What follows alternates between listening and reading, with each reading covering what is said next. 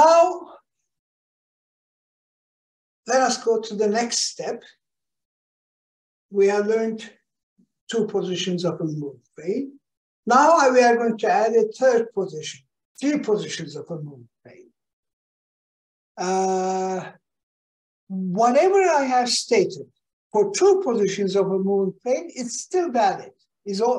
Because if you are given 3 positions, if you are to design a mechanism to move through those 3 positions, I can always forget one of the positions. I have a 2-position problem, right? I mean, what is going to satisfy 3 positions has to satisfy 2 positions.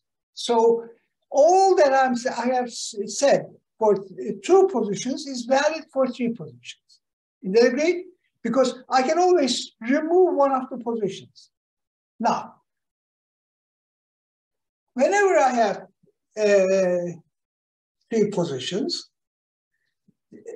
I can select 2 points on that rigid body, A, B, whatever you call it. Draw the perpendicular bisectors of the homologous points, A1, A2, A1, A3, A2, A3. All those 3 perpendicular bisectors will always intersect at one point. Correct? Now, in case of 2 positions of a moving plane, I was able to select A0 anywhere on that perpendicular bisector. So for A1, A2, I had to select A0 on A1, 2.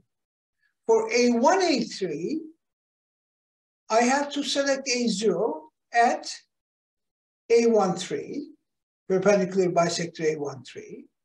For A2, A3, I have to select the perpendicular bisector on A2, 3. I have to select A0 and A2, 3. So all those 3 intersect only one point. There's only one common point where those 3 perpendicular bisectors intersect. So I can select A0 on that intersection of the perpendicular bisectors. Correct? You are free to select A0, A and B. Correct? You are free to select A and B. You have a unique point A0. Whenever you select A and B, and you are given 3 points, let us say you have determined A1, B1. If 3 positions are given, A2, B2, A3, B3 are fixed. So A0 is also fixed. You have 2 free parameters to select A1, 2 free parameters to select B1. So you have 4 free parameters instead of 6 in case of 2 positions of synthesis. Now you have 4 free parameters. You are free to select A and B in infinitely many ways. But once you select A and B in infinitely many ways, A0, B0 is fixed according to your choice of A and B. Is that agreed?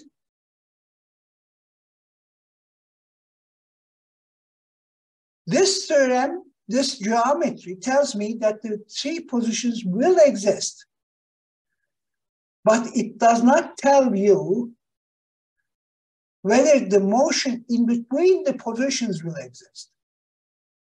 The 3 positions will exist because, you see, I learned it from in high school that you can always pass a circle through 3 points.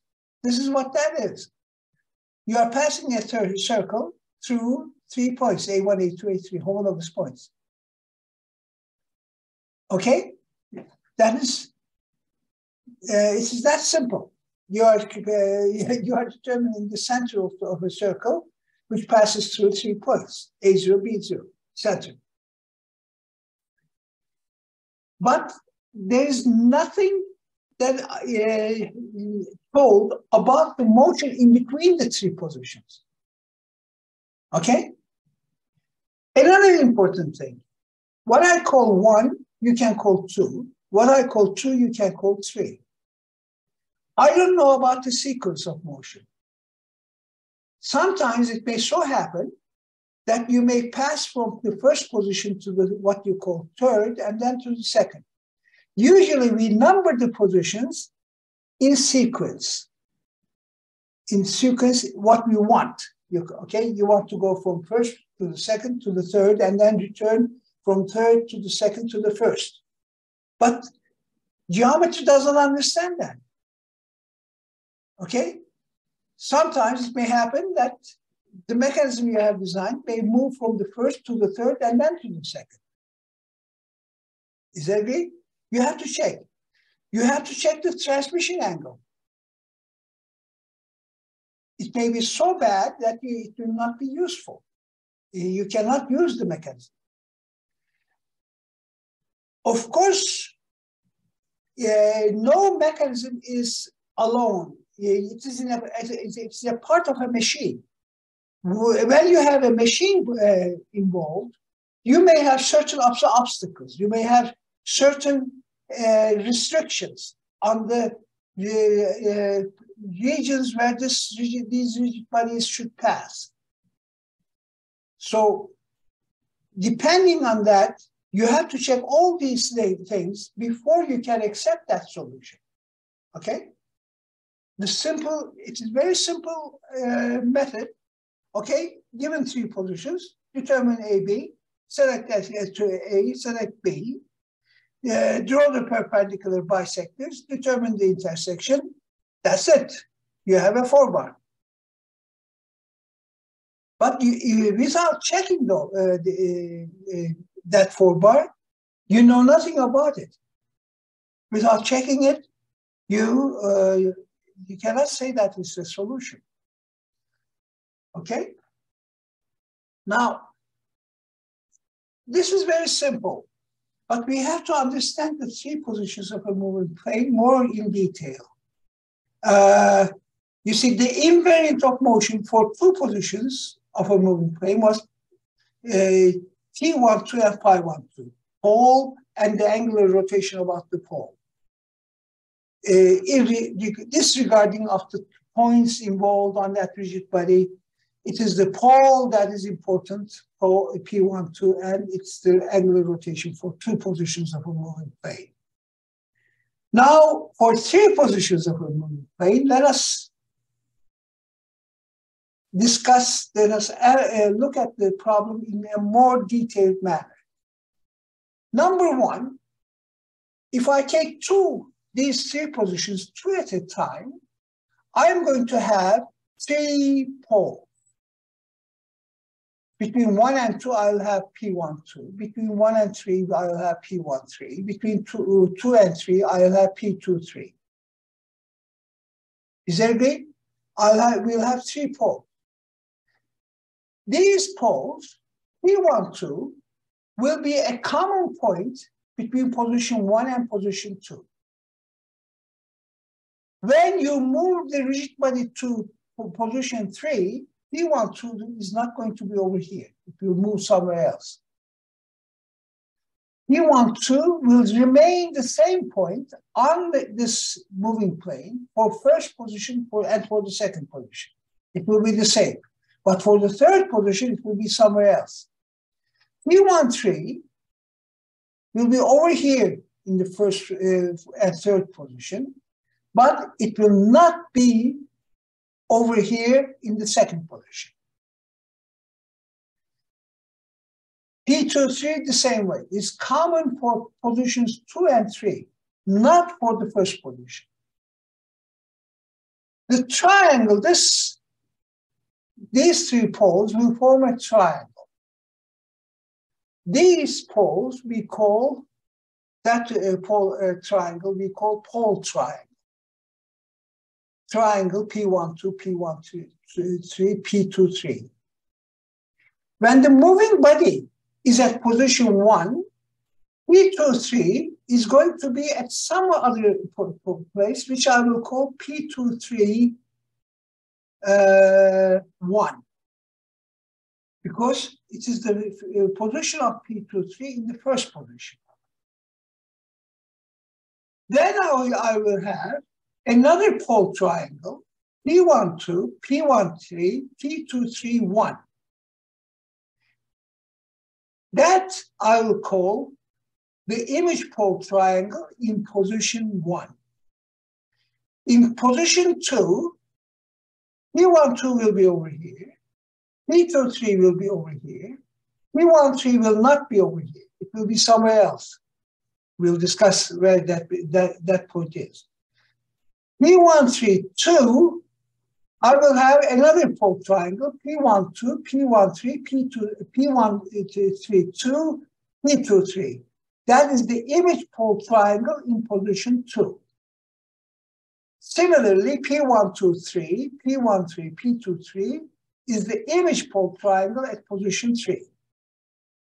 Okay. Now, how am I going to determine image pole? Very simple. If I rotate, okay, let me take a specific motion. Okay, let me take something plane represented by C1, D1. Rotate plane C1, D1.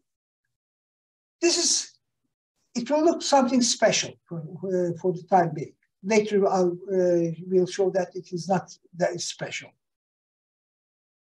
Rotate C1, D1 above C1 by an angle phi 12. T12 will be C1, C2, because C1 will be common, will be C2. I'm rotating about C1. D1 will go to D2, correct? This angle is phi 12. Is that agree? Next, rotate C2, D2, C2, D2, about D2 by an angle phi 23. Okay? This angle. This will move, D2, D3 will be P23. This will rotate C1, C2 to C3. Correct? Now,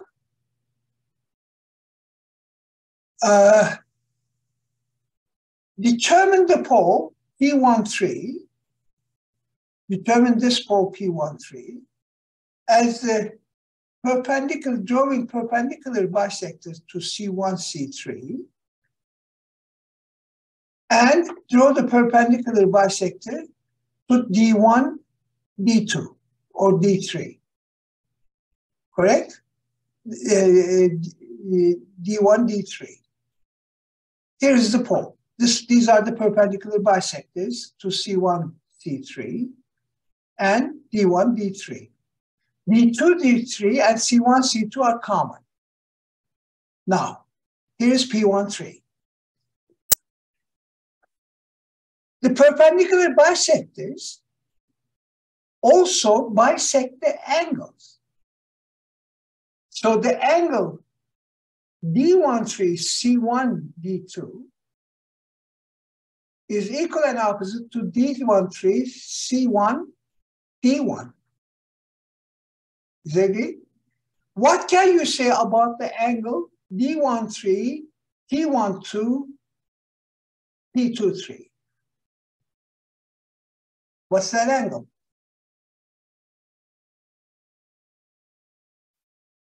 Yes, somebody please tell me. P12 over 2. Pi12 over 2.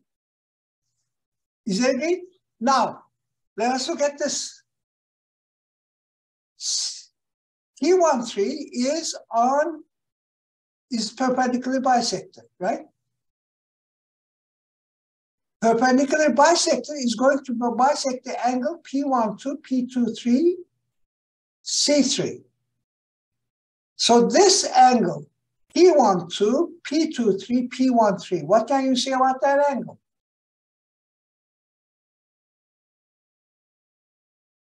Yes? Obviously it is pi 23 over 2. Is that it? Hocam, I'm just lost between the angles. Okay. Can you just repeat? Okay. What we have done is we have taken C1, D1, rotated by a angle phi 12, about C1. This is the angle phi 12. Correct? And then I have rotated C2, D2, about D2, which is P23, by an angle phi 23, to move the rigid body from the second to the third position, right? Then I have determined P13 by drawing these two perpendicular bisectors. Perpendicular bisectors also bisect the angles. I have a pole triangle, P123, P12, P13, correct? Over here like this. This angle, P13, P12, P23, is phi 12 over 2. This angle, P12, P23, P13, is phi 23 over 2 because these perpendicular bisectors bisect these angles. Correct? Yes, hocam, but like I couldn't understand what is our purpose doing Okay, this. I'm going to prove something. Okay. This angle is phi 13 over 2. This angle is phi 12 over 2. Now, I have determined P13 by drawing the perpendicular bisectors. Here is P13. The motion from D1, P13, D3, the motion from D1, P13, D3 is going to be equal to phi 13. Since P13 is on the perpendicular bisector D13, again, this angle D13, P13, P23 is phi 13 over 2. Here's what we have. Let us number the pole triangle size as the common subscript. If this is P12, P23, 2 is the common subscript, call this side 2. Call this side 1, call this side 3. When moved from 1 to 2, this angle tells me half the angular rotation from position 1 to position 2. This angle tells me from 2 to 3, it is phi 23 over 2. From 1 to 3, it is phi 13 over 2.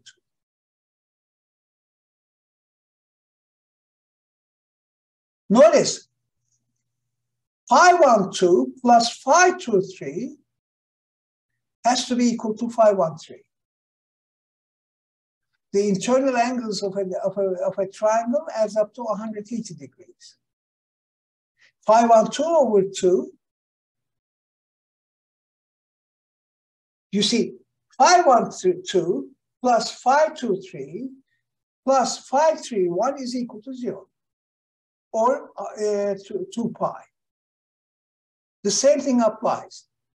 Phi 12 over 2 plus phi 23 over 2 plus phi 13 over 2 is equal to 180 degrees, or 180 degrees. Now we have theorem of the pole triangle. The internal angles of the pole triangle for 3 finite positions of the moving plane are equal to the halves of the corresponding angles of rotation, measured as directed angles. That's very important. The pole triangle completely defines the motion. It is the invariant. Once I determine the pole triangle, I'm not concerned about the points, 2 points, because points that you select depends on the person who selects it. Okay? I can select 2 points different than what you select. Okay? Whereas if the motion is the same, if 3 positions are the same, the triangle you obtain is bound to be the same. Okay? That triangle, this pole triangle, is going to be, you and I will find the same pole triangle. Is that agreed? If, you see, I can pick up 2 points on the moving body, you can pick up 2 points on the rigid body, they may look different. But once we determine the pole triangle, this pole triangle, it tells me everything I need. It tells me I can select any point and I can determine the other points because I know where the poles are and I know the angular rotations about the poles. Everything is complete. If I tell you what A1 is, you can determine A2, A3 simply from this pole triangle. Is that agreed? That is the invariant. The internal angles are half the angles of rotation. And they are directed angles. That's very important. Okay. Any questions?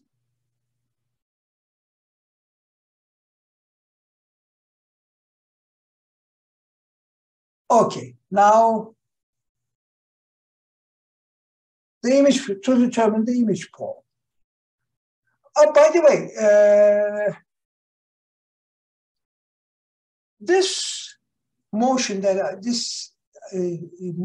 I have discussed, I took a specific CD and then performed this application. Okay, these rotations. What I can do is, you can always do this. Determine the 3 poles, given the 3 positions, you can determine the 3 poles, okay? P12, P13, P23 for those 3 poles. Take C2D2, these 2 points, as P12, P23. You can perform this motion, okay? This is not specific. Only thing is, CD, these 2 particular points that I have selected, are special points on the moving body. Those are the 2 poles in position 2, P12, P23. If you take C2D2 as P12, P23, for the 3 positions that you have, any 3 positions, you can perform this analysis, okay? So this is general. This is true for every 3 positions, okay? For any 3 positions, this is true. This theorem is true. This is the theorem of the pole triangle. The pole triangle defines everything we have. Okay. Now,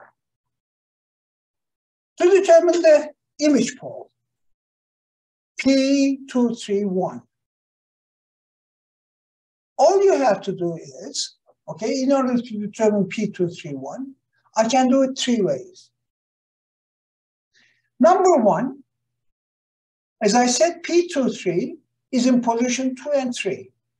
To move P23 as a point on the moving frame to the first position, I can rotate P23 about P12 by an angle phi12. Okay? Rotated by an angle phi12. But phi12 over 2 is here, this angle is phi 1, 2 over 2, as we said. P23 minus phi 1, 2 over 2, I'm sorry. Because here it is at the second position, I'm moving it to the first position. Minus phi 1, 2, phi 1, 2. This angle is phi 1, 2 over 2 from 1 to 2.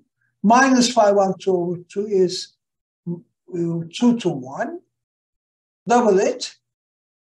Here you are. You can rotate P23, P13 about P13 by an angle minus phi 13 because you are moving from 3 to 1, minus phi 13, not from 1 to 3. Okay? That's another way of determining P23. 1. You don't need to measure the angles. All you have to do is draw these two circles. They will intersect at P231. Can everybody see that? Draw these two circles. They will intersect at P231. That's another way of determining P231. Or since P12, P13, this is the perpendicular bisect. This line bisects these angles. What you can do is drop a perpendicular from P23, drop a perpendicular to side 1, and take the image, mirror image of P23 about side 1. This is going to give you P231. Okay? This will be P231. So the image pole triangle you can determine in several different ways. When the motion is inverted, okay, that is the image pole triangle. When the motion is inverted, the pole triangle and the image pole triangles change their role. What is the image pole triangle for the original motion is the pole triangle for the inverse motion. This we shall use. The image pole triangle, if you invert the motion, if you keep the moving body fixed, rotate the moving body, fixed body, while keeping the relative positions the same, you obtain the image pole triangle for 3 positions. This is the image pole triangle for the first position. If you keep the moving body fixed in the first position. If you keep the moving body fixed in the second position, the image pole triangle will be P12, P132, P23. If you fix the rigid body in the third position, the image pole triangle, the pole triangle will be P12, P123, P13, P23. So depending on at which position you fix the moving body, the image pole triangle will be the pole triangle for that inverse motion. Okay? Okay. Now, I think I'll skip that, discuss this, perform Geogebra, do this first before I go into that. Let me do it like this. I have to, okay. Turn on Geogebra. Recently, I have been working on 3D using Geogebra, so that's why. Oh.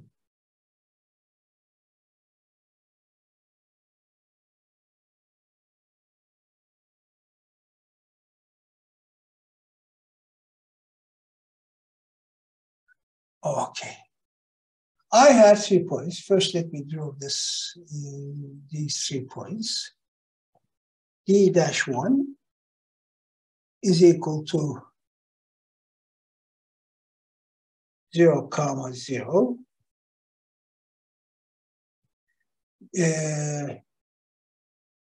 I should have, sorry, C dash 1.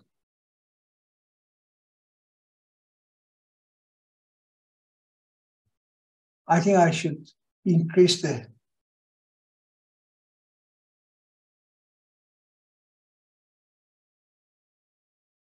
okay. D dash 1 is equal to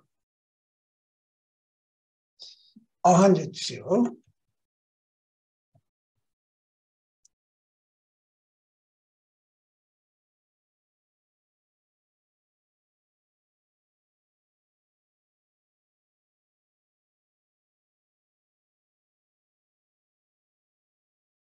Okay. This is the first position. C dash 2 is equal to I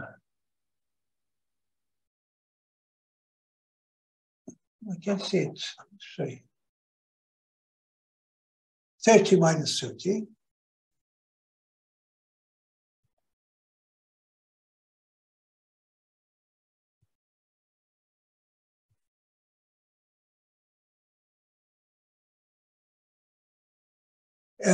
D dash 2 is equal to C dash 2 plus 100 angle 50 degrees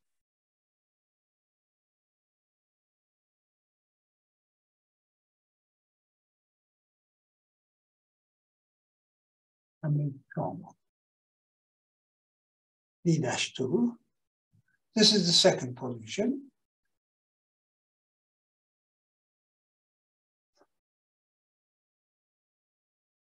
Okay. And then third position is C dash 3 is equal to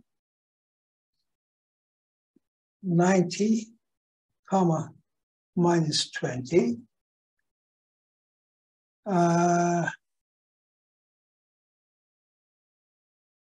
D dash 3 is equal to C dash 3 plus 100, semicolon, 90 degrees. Okay.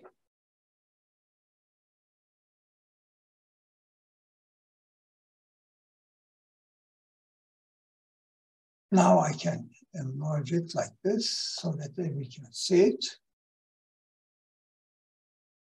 Okay. First of all, let us determine the poles. P1, 2, perpendicular bisectors, draw C1, C2, D1, D2.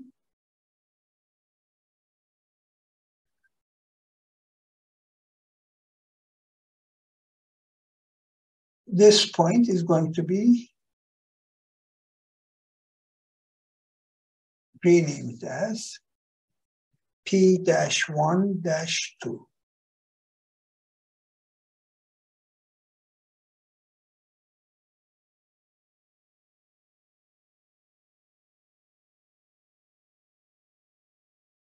Determine C2, C3, D2, D3,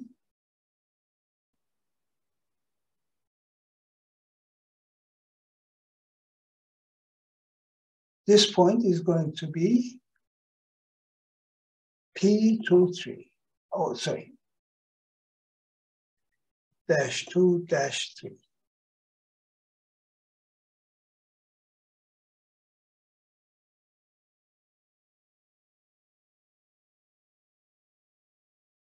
And C3 D1. Oh, I did it wrong. D3 C1, D3 D1,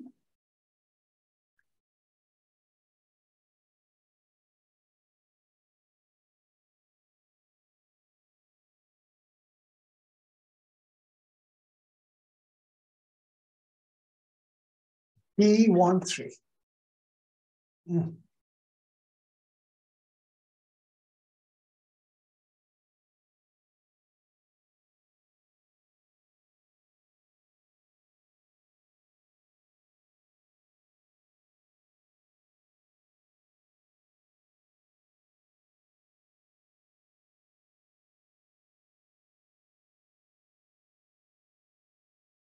Yes, that's correct. I wanted to check because, yes, that's correct.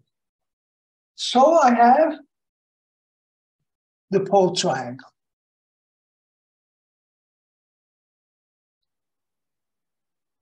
This is the pole triangle.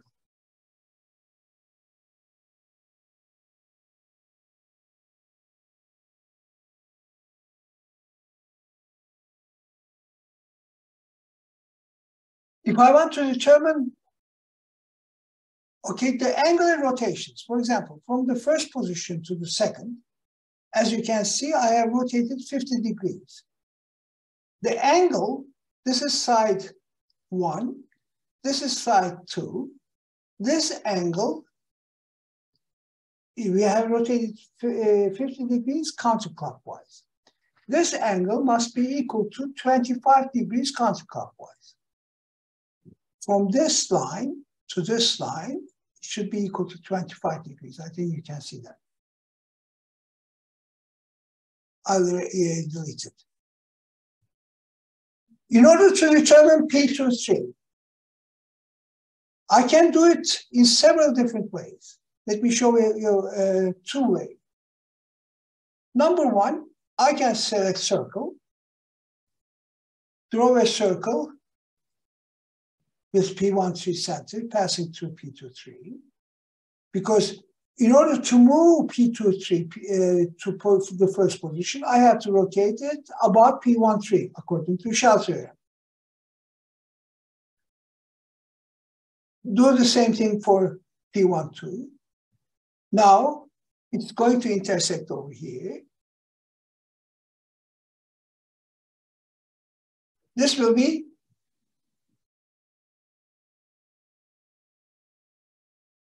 P-2-3, 1. This is P231. Or, let me erase these.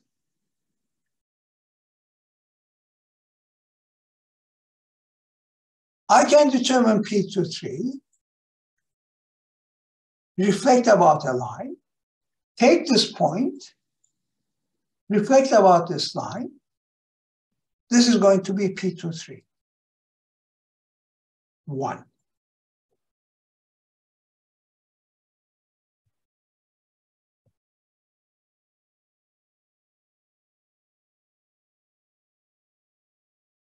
Any questions? This is the same point.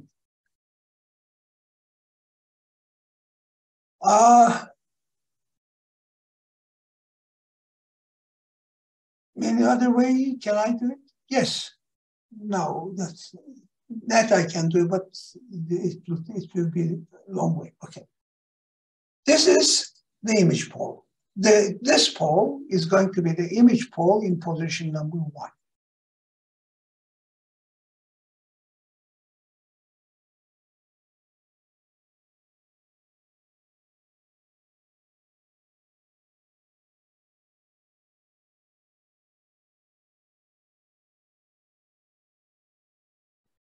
Okay, the blue is the image pole. The pink or whatever you call it is going to be the pole in the pole itself. Let me Right now, what you can do is, if you want to determine, okay, I'll take a point, select a point A1. I will show a different way next time, but now let me do it like this. This is a point A1. I can determine the location of A2 by rotating P1 to A1 about P12 by an angle Pi12.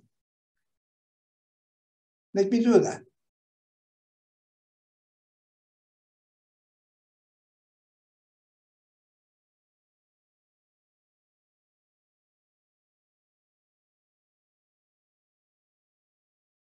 $50 degrees. I know it's the angular rotation. In counterclockwise direction, this is going to be A2.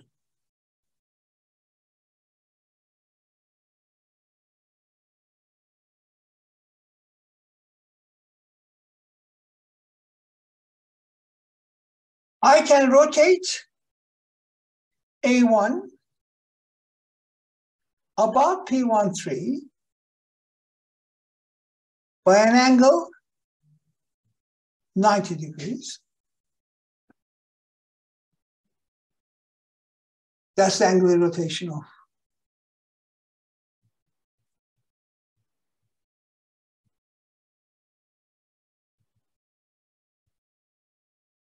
in counterclockwise direction. This is A2, A3.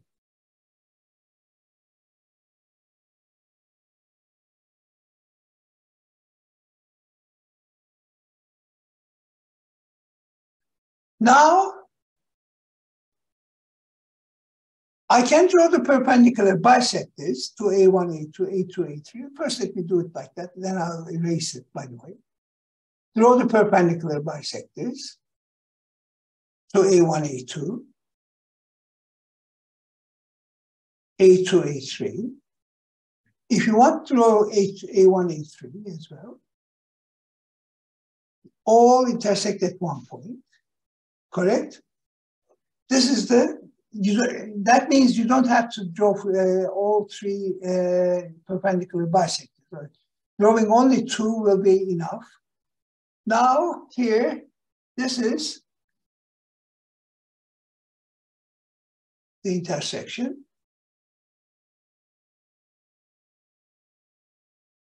A-0. Correct?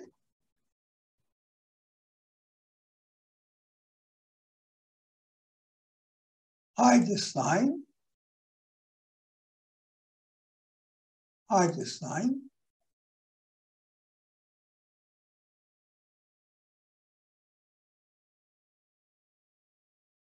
Okay, I'll do a circle, semicircle, circular arc with center A0 passing through.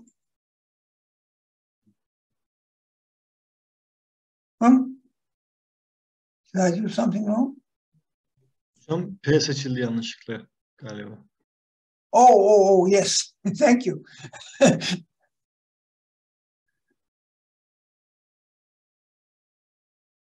No, again.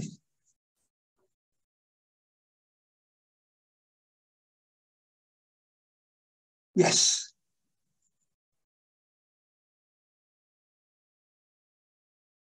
Okay, I can attach a crank. Now, once I do that, notice, I can select different points and determine different A0.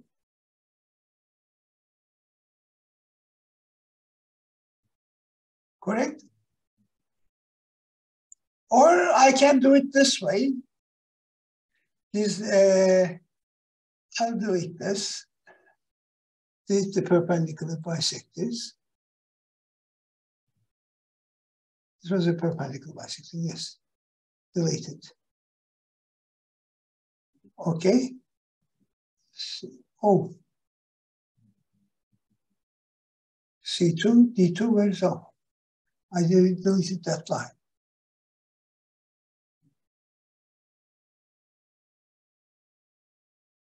Once you determine A1, A2, A3, by the way, there's another simple way of determining A0, and that is go over here, circle through 3 points.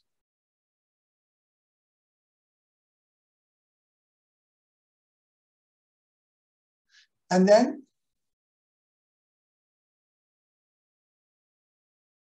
determine the center.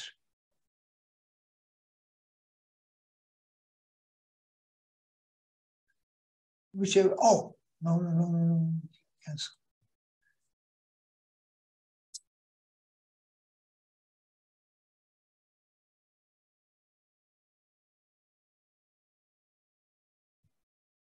Whichever one you like. Is that it? That's also a simple thing, a way of determining A0. Now, let me repeat. Let me show this for this case. I have determined A1, A0. So I will attach a crank between A1. Since they're close, I will attach a crank between A0 and A1. Correct? Let me also attach something like this. And then I will select another point arbitrarily. Shall I call it B1?